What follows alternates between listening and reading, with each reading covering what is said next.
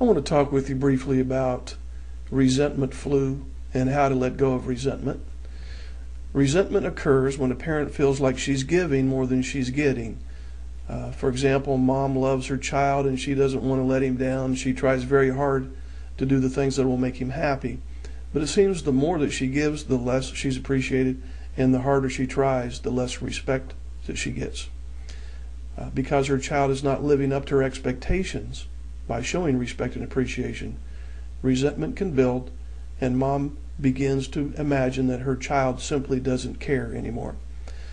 Now, let's be honest. What parent wouldn't have some anger and resentment with all the back talk, disrespect, and dishonesty that goes on? We may not like our out-of-control kid right now, and this is understandable.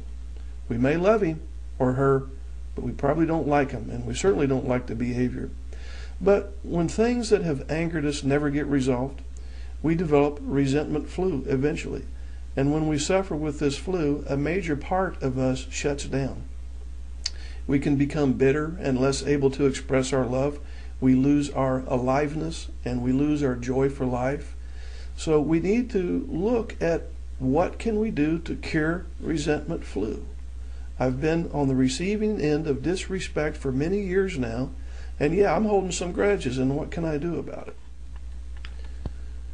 One of the first things that we can do in letting go of resentment is to notice that our intense, out-of-control child is emotionally underdeveloped due to years of free handouts of stuff and freedom.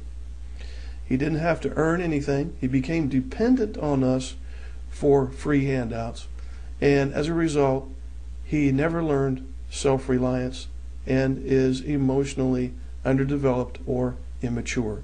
In other words, he may be 16 years old chronologically, but he's more like a 9-year-old emotionally. So as a result of this immaturity, he has a very particular state of mind and a very particular way of seeing life.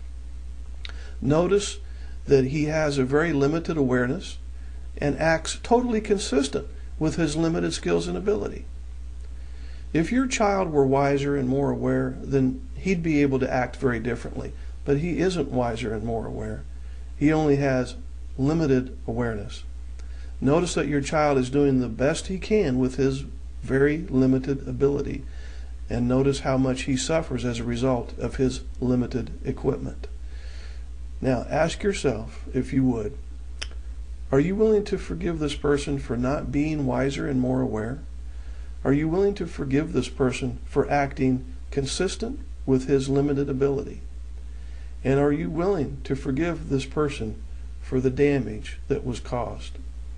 I encourage you today to read through this page and commit to this practice of forgiving, and also trusting that when you begin to implement the strategies in this ebook, you are going to foster the development of self-reliance in your child, and as a result, he will be, for example, chronologically 16 and emotionally 16. And then he's going to be a lot easier to live with.